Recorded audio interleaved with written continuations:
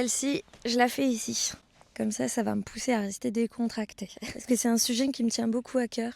C'est l'usage des chevaux en équithérapie. Comme vous l'avez compris, ça m'arrive très régulièrement d'accompagner des personnes en difficulté, que ce soit des femmes victimes de violences, des personnes qui sortent de dépression, des jeunes ados dans des périodes très compliquées. Les chevaux que je vais utiliser dans la thérapie, ça va être principalement les miens. Pourquoi ? Parce que les miens, déjà, je les connais parfaitement. Je sais qu'ils ont une vie équilibrée. Je leur offre un maximum d'hectares, une vie variée. Ils font aussi bien des longues graines, que de la liberté, que du travail monté, que des sorties en extérieur, que du jeu. Bref, j'essaie d'avoir une vie au plus équilibrée pour eux. Ils vivent en troupeaux, des troupeaux en plus qui varient, donc ils rencontrent régulièrement des nouveaux chevaux. Et j'essaie d'avoir un temps pour chacun d'entre eux pour qu'ils restent équilibrés aussi bien physiquement que psychologiquement. Donc pour moi, ça fait d'excellents thérapeutes. Et je n'utilise pas n'importe quel cheval en thérapie. Il y a des chevaux qui vraiment, effectivement, ils pourraient apprendre plein de choses à l'humain, mais qui n'aiment pas ce rôle-là. Et il y en a d'autres qui sont extrêmement sensibles à ça. Il y en a qui adorent rencontrer un nouvel humain et démarrer une nouvelle discussion avec eux pour vivre un moment unique. Et ceux-là, c'est des chevaux extraordinaires. Mais ça m'est déjà arrivé plusieurs fois de participer à des coachings dans d'autres écuries ou d'accompagner en thérapie avec d'autres chevaux qui ne sont pas les miens. Mais ça y est, j'ai arrêté. C'est trop dur pour moi parce que la plupart des chevaux n'ont pas une vie équilibrée, sont parfois dépressifs. Et pour autant, ça ne gêne pas du tout les thérapeutes d'utiliser ces chevaux-là. Parce qu'à ce moment-là, l'humain est au centre. Et moi, vous l'aurez compris, ce qui est au centre de ma pratique, c'est le cheval. Ça me déchire les tripes d'utiliser un cheval au profit de l'humain. Pour moi, c'est vraiment quelque chose qui est inacceptable. Après, c'est très dur de respecter ces valeurs-là dans le monde dans lequel on vit actuellement. Mais pour moi, c'est essentiel en tout cas de se poser la question et de travailler sur le respect du consentement des humains. Et on ne va pas s'interroger du consentement du cheval. Est-ce qu'il est respecté ? Est-ce que le cheval est écouté ? Est-ce qu'on est attentif à son bien-être ? Est-ce qu'aujourd'hui, c'était OK pour lui de faire une séance d'accompagnement ? Mes chevaux, finalement, ils font très rarement 3 séances d'accompagnement dans une même semaine. Et donc voilà, ça va rester quelque chose de très occasionnel, ce qui fait que mes chevaux sont frais.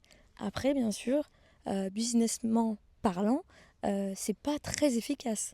Mais voilà, mon objectif principal, c'est les chevaux. C'est pas me faire de l'argent, c'est pas me faire connaître, c'est pas prôner une méthode. Pour moi, c'est prôner une réflexion. Et c'est pour ça, d'ailleurs, que je vous parle actuellement. C'est parce que, pour moi, ce qui est important, c'est de réfléchir tout le temps, être capable de se remettre en question tout le temps.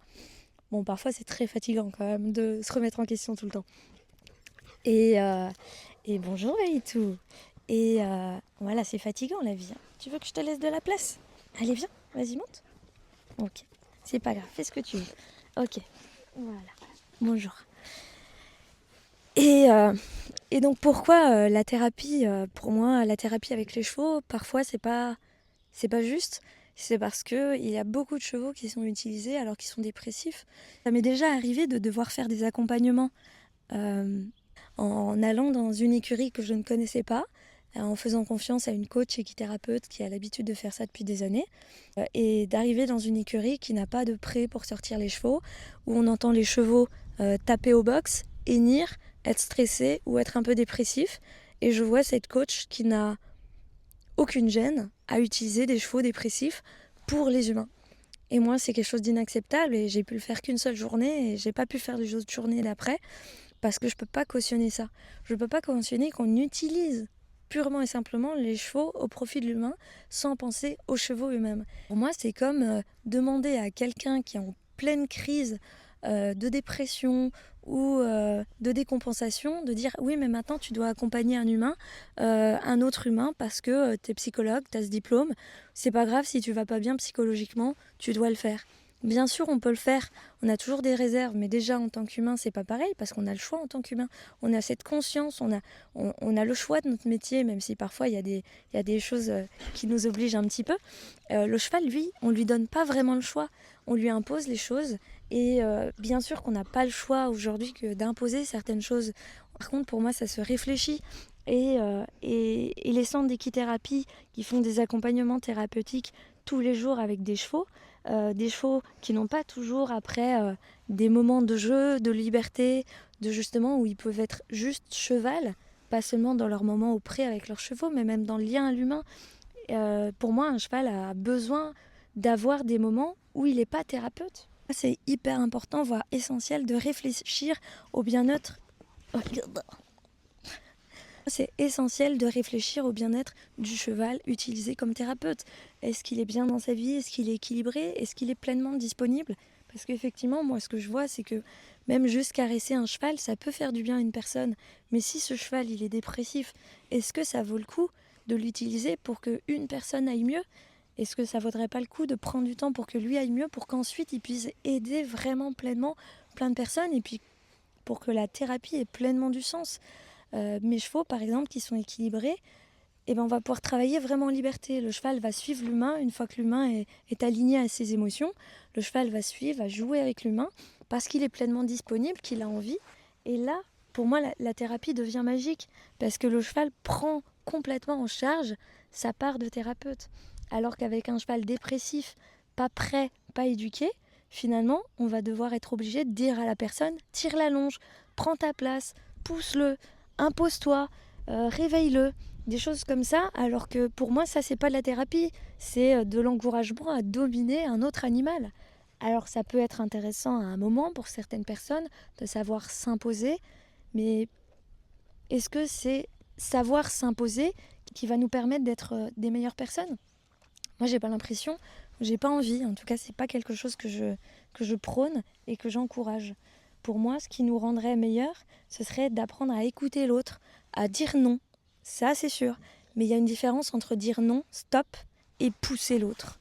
C'est tout des questions que je me pose concernant l'usage du cheval en équithérapie.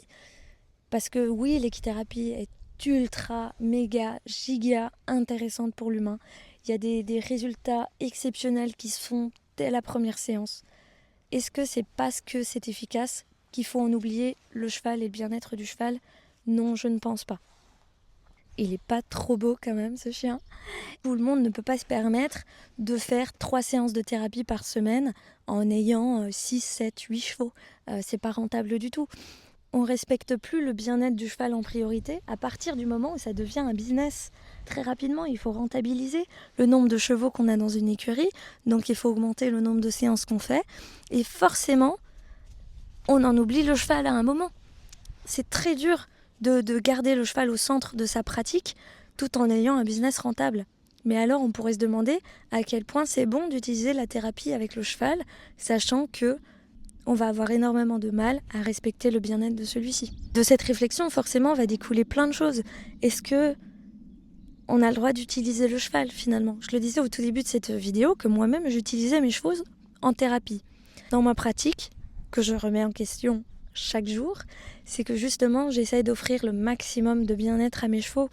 Bien-être physique aussi bien dans le suivi thérapeutique de mes chevaux, ostéo, dentiste, magnétiseur, masseur. À chaque fois qu'un cheval a un besoin, j'essaye d'y répondre pour, comme un athlète, que lui puisse être équilibré dans sa pratique, que finalement mes chevaux sont contents. Quand c'est le moment d'une thérapie, je les sens et ils se mettent en mode thérapeute et ils sont là. Et je m'autorise à chaque séance que je commence déjà à en parler aux participants. C'est de dire si au bout de quelques minutes je sens que le cheval n'est pas OK pour cette séance-là, vous inquiétez pas, ça ne vous concernera pas forcément, mais je m'autoriserai à chercher un autre cheval et à arrêter avec celui-ci. Donc ça veut dire qu'à chaque séance, je m'autorise à changer de cheval. Je m'autorise à écouter mon cheval et à adapter le moment thérapeutique à l'énergie du cheval. Voilà, je me suis peut-être perdue, c'est le début.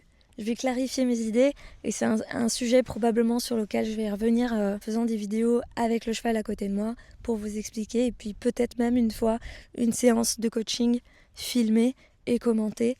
Ce sera selon la personne qui pourra se prêter à ce jeu-là sans qu'il y ait des problématiques trop intimes et trop difficiles à aborder en public. N'oubliez pas, si cette vidéo vous a plu, à mettre un pouce bleu, à partager et à vous abonner pour avoir accès aux prochaines vidéos.